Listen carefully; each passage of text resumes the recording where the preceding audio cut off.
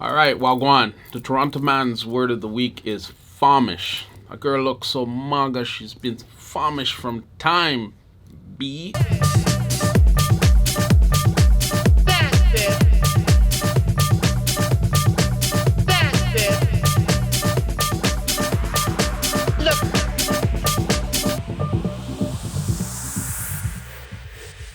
What's up, fam? It's your boy Demuir here, purveyor of all sounds underground. Thank you for joining me on my YouTube channel today, where I'll be discussing the topic of artificial intelligence in music. It is here. I'm seeing it pop up in different areas, and I'm just going to lay them out just so you can be prepared for what's coming. But before we jump into things, what I need from you is that SLC. Hit subscribe, like, comment, and more importantly, hit the notifications bell to stay in touch with the new videos that we have up and coming.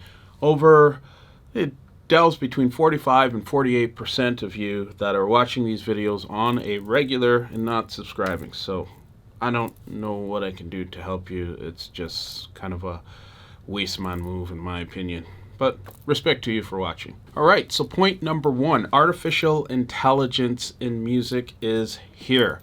You just can't deny it. We see it in music discovery apps, as well as my latest video on Loop Cloud 6. You would have noticed there's a lot of good artificial intelligence technology being applied, and it's just not going to go away. I'm seeing this permeate itself into many other areas of music, and we're now seeing it obviously in production, but I think there is going to be a real impact to the business side as I elaborate on my points. But the first point here is to recognize that the technology is here and is already in music. So for now, point number two, what I've noticed, it's taken on more of an assisting approach. It's not really leading in terms of here's what you need to do in the song, or here's a better suggestion of what chord progressions to go forward with. Like pretty much in Loop Cloud 6 as an example, you have options as to how you want to apply the technology, and it's still very much powerful. And we're also seeing it in social media in terms of, if you look at an ad for longer than 2 or 3 seconds, all of a sudden you're seeing it, all over your socials and flashing right at you in an instance. Or if you've had the experience where someone's come over to your home, used your Wi-Fi, and then all of a sudden you're seeing ads for car parts, like in Juan's case, whenever he's here. God help me. All right, and point number three is enhancing decisions. I think the technology will take us to this place eventually, sooner than later rather, where it's looking at your music gear and telling you, because you've adjusted 3 or so different knobs, it will come up with suggestions in terms of what sounds would match that and what makes sense for that. And by the way, did you know, I think we're going to see much more of that sort of suggestive based call to action that will enhance decisions in the music creation process, as well as in our DAWs. I wouldn't be surprised if we booted up a machine and it said, hey, what type of music are you looking to make? And you say tech house, and it comes up with a plethora of templates and different sounds that you should go after. And as you're going through the process, it would suggest, oh, this is a perfect time for a breakdown, or because of the things we hear in the different chord progressions in the sound here, we suggest that you put the vocal here on this bar and no sooner or no later. It's actually a little frightening in some instances and also exciting at the same time. But I believe we are already here, and it's just a matter of time before you start seeing it pop up in gear. We've seen it with the CDJs and Record Box, for example, where it's now pushing to you what key each song is in and which ones match appropriately.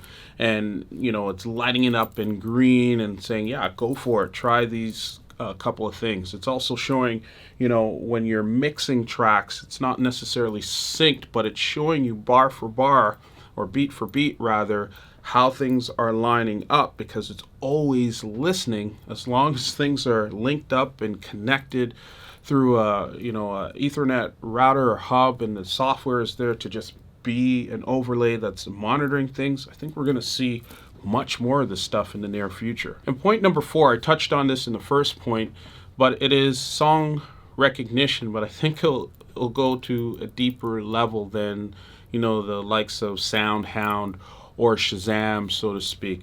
I think it'll go to a deeper level, which scares me a little bit when it comes to sampling. But the other piece here that is equally exciting is if someone samples your tune, and let's say it's all original parts that you have in there, and someone sampled it and changed it slightly, but it's still your sample, and we have artificial intelligence technology that says, well, harmonically it sounds the same, rhythmically you changed it a little, but this is the source of the sound. I think we are much closer to this stuff. If you check out Google's blog, they have an interesting article, and I'll post the link in the description below.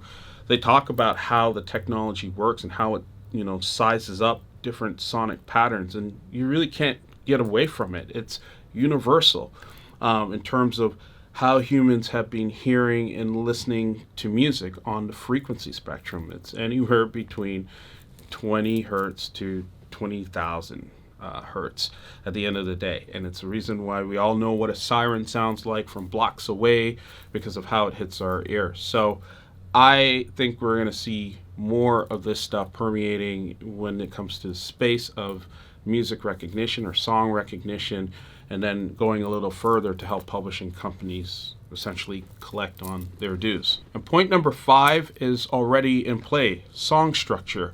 There is a article on a Korean K-pop group, I believe, and there is a publishing company talking about how they're using artificial intelligence today to figure out what songs people are reacting to, and at a deeper level, what is it about the structure of the song that people are reacting to that allowed us to get 20 million streams or sell X amount of copies or have it be played at this festival over the last 3 years at a total time of 50 minutes, let's say, throughout that festival duration.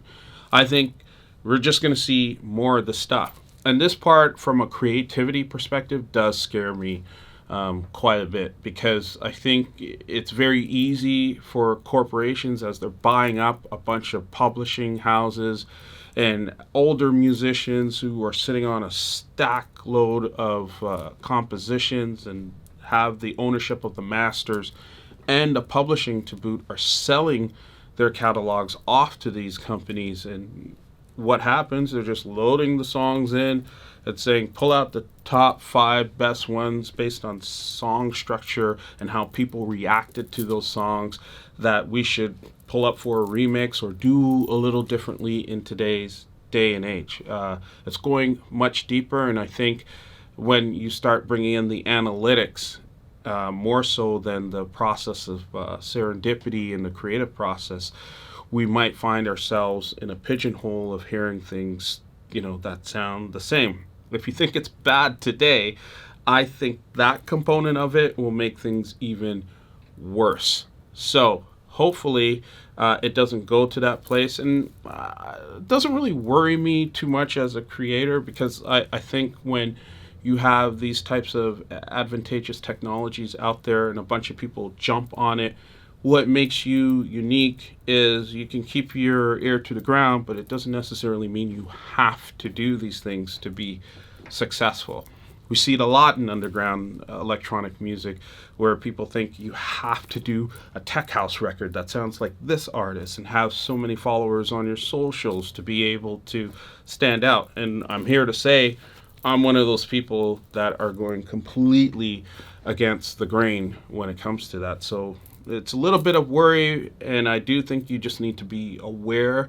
I don't think it's going to happen super fast, but I also think the stuff is here, and you need to be aware that it's coming and figure out how you want to operate if you're a younger artist when it all lands. Or if you're a seasoned artist and you do plan to be in this game like right into your 70s, how you're going to operate when all this shit lands. And there you have it. Those are my thoughts on artificial intelligence in music, in particular, how I see it affecting underground electronic music. Let me know your thoughts on it. I usually join the conversation within 48 hours of posting these videos, and I love the feedback and thoughts that come back as a result. It doesn't have to stop here as well. We have a growing Discord community that you can join. The invitation is right in the description below for you to check out, and it's growing at a rate of about 100 people per month roughly, and it's just been great. A lot of aspiring DJs and producers from all over the world sharing tips and feedback, and also just staying in touch with one another to provide encouragement in the journey of your respective careers. Much love and respect to you. Peace.